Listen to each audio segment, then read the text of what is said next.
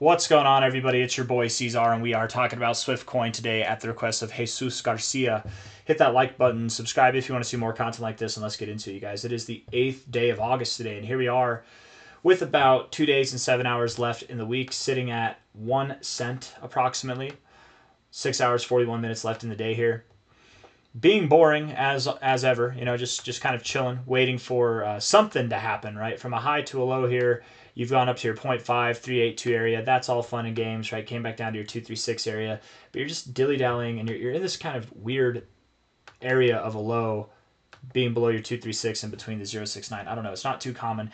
When I say weird, I hope nobody takes that in a negative connotation. I don't mean that means we have to go down. I'm thinking, honestly, looking at this without the fibs, it actually kind of looks like you're set up for a W shape here.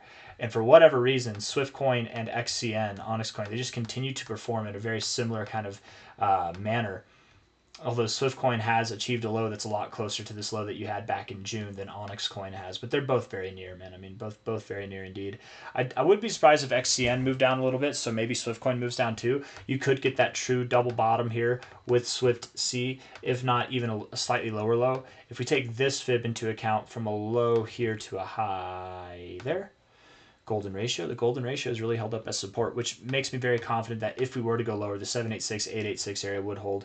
00837 to 0092 would hold as support if we were to go lower. And I'm not entirely positive that we go lower at this point in time. Let's look at the 1 hour time frame. We'll zoom out from there. Okay, get into it. 40 minutes left, fresh hour here. I don't like the RSI, but I don't hate it. It's very neutral. Overall, kind of, I guess, a more bearish posturing, but neutral. Nothing really to go off of there. The stochastics would be in a more bullish posturing, I say, and the MACD is in a more bullish posturing. So that's 2 versus 1 on the good note, and the RSI is just neutral, so that's really not bad at all. Maybe you do move up from here, find resistance at prior support, something like that, at about 1.07 cents. You're at 1.04 cents now, so nothing too dramatic. Maybe you do get something more dramatic. You know, if you get above, I'll tell you what, if you get a 1 hour time frame to close above, let's say 010873, a 1 hour time frame to close above there, or a higher time frame, you will likely continue to rally, and maybe you'll go all the way back to like 1.2 cents or above. Okay, but at this point in time, I'm still thinking that you have a little bit lower to go from here. But from here up first, but I just mean lower overall. 4 hour time frame, looking at this here. Yeah, I mean, looking at it, it's just you're in a downtrend, lower lows, lower highs. I really do like the idea of finding a double bottom here or a double bottom here.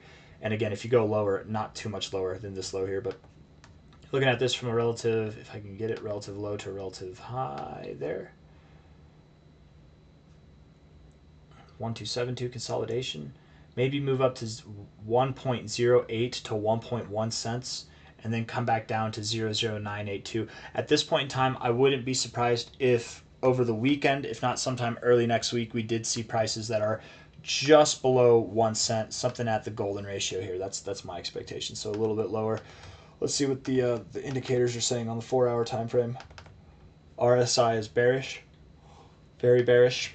Come down, find a higher low, then maybe next week we can try again, right? Moving up higher. Stochastics are bullish, so a little bit of confliction there.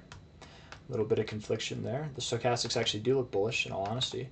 And the MACD is, I would say, neutral, bearish overall, but kind of have a bullish lean to it right now. Tricky, my friends. What I'll say is don't get too excited for any move up that we might see. Maybe I'm wrong. Maybe we do see some kind of a larger move up, but don't get too excited, right? Don't just like this stuff. Don't get too excited, because we very well could come back down next week. I wouldn't be surprised. Something like this could. Maybe we do move up to 1.16 cents. Maybe I wasn't bullish enough.